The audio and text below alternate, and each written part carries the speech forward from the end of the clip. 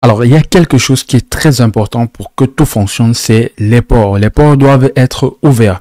Et justement, en règle de pare-feu, là, on a pu déjà vérifier que le port 22 est ouvert, qui est le port du SSH. Donc, si on a pu se connecter à la machine virtuelle, ça veut dire que le port 22 est ouvert.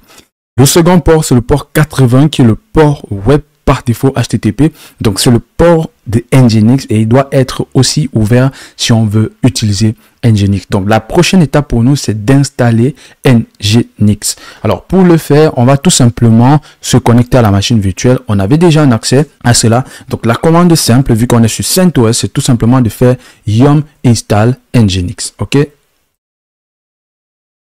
Nginx comme ceci et il va tout simplement installer Nginx. Je n'ai besoin que de mettre yes à ce niveau et on va justement suivre la progression de l'installation de Nginx.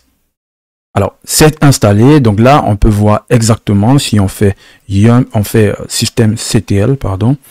Alors, systemctl, c'est pour vérifier en fait les statuts ou les différents états d'un service particulier. Donc, si vous ne savez pas c'est quoi un service, vous pouvez rechercher un petit peu rapidement sur Internet pour savoir c'est quoi un service Linux.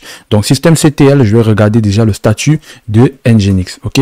Donc là, il nous dit que Nginx est chargé, mais il n'est pas forcément lancé. Donc là, on va le lancer. On va faire systemctl start Nginx. OK? Donc, on va le lancer. Et une fois qu'il est lancé, si je fais encore status également, on peut voir que Nginx est actif à ce moment et qu'il tourne, les amis. Donc, pour regarder cela, pour vérifier cela, on va copier notre adresse IP publique et je vais coller ça à ce niveau. Et on va pouvoir voir que voilà, effectivement, Nginx est installé. OK? Donc, une fois que cela est fait, regardez quelque chose, les amis. Nginx-version. Ou Nginx-version, voilà, Nginx-version, et là on peut voir qu'on a la version 1.20.1.